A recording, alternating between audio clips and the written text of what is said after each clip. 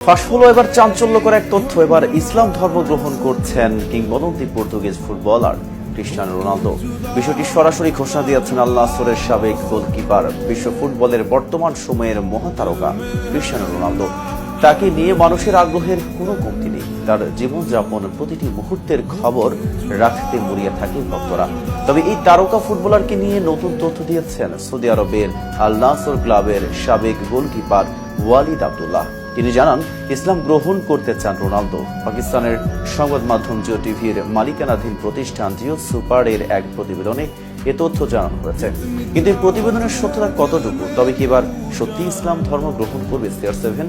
এই বিষয়টি নিয়ে বিস্তারিত থাকছে প্রতিবেদন বাকি। আর KTV ফুটবল চ্যানেল থেকে আপনাদের সাথে আছি আমি মেহেদী হাসান।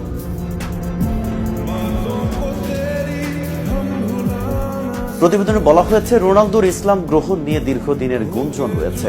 তবে এই গুঞ্জনের মধ্যেই টেলিভিশনে এক শোতে অংশ নিয়ে আব্দুল্লাহ বলেন, রোনালদো ইসলাম গ্রহণ করতে আগ্রহ প্রকাশ করেছেন, কিন্তু আরবের সংস্কৃতি ও কালচারের প্রতি রোনালদোর শ্রদ্ধাবোধের কথাও তুলে ধরেন তিনি বলেন, রোনালদো আসলেই ইসলাম গ্রহণ করতে আগ্রহী। আমি তার সঙ্গে কথা বলেছি, তিনি এ বিষয়ে আগ্রহ প্রকাশ করেছেন।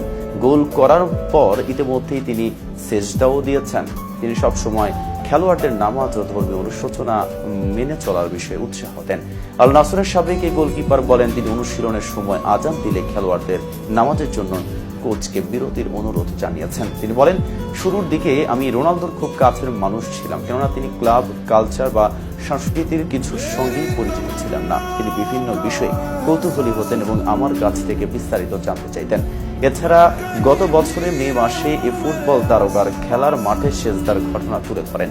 সাবেক গোলকিপার বলেন, রোনালদো গোল করার পর যখন মাঠে সিজদায় লুটিয়ে পড়েন, তখন সব খেলোয়াড় একযোগে আল্লাহু আকবার বলে চিৎকার করেন। চলতি বছরের জানুয়ারিতে সোশ্যাল মিডিয়ায় ভাইরাল হয়েছিল রোনালদোর ইসলাম ধর্ম গ্রহণের বিষয়টি। তবে পরবর্তীতে সেটি গুজব বলে বিভিন্ন ফ্যাক্ট চেক প্রতিষ্ঠান নিশ্চিত করেছিল।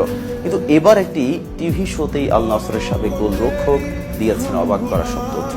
রিয়াল তারকা করিম বেনজেমা আর মেসুত ওজিল এর আগেও প্রকাশ করেছিলেন ইসলামের প্রতি রোনালদোর অনুরাগের কথা।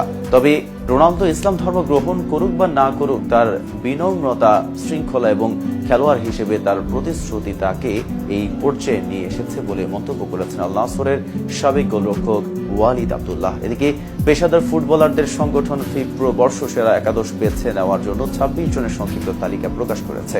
তাতে জায়গা করে নিয়েছে মেসি ও রোনালদো। 26 জনের সংক্ষিপ্ত তালিকায় কেবল ইউরোপের বাইরের খেলোয়াড়ও তারা দুজন।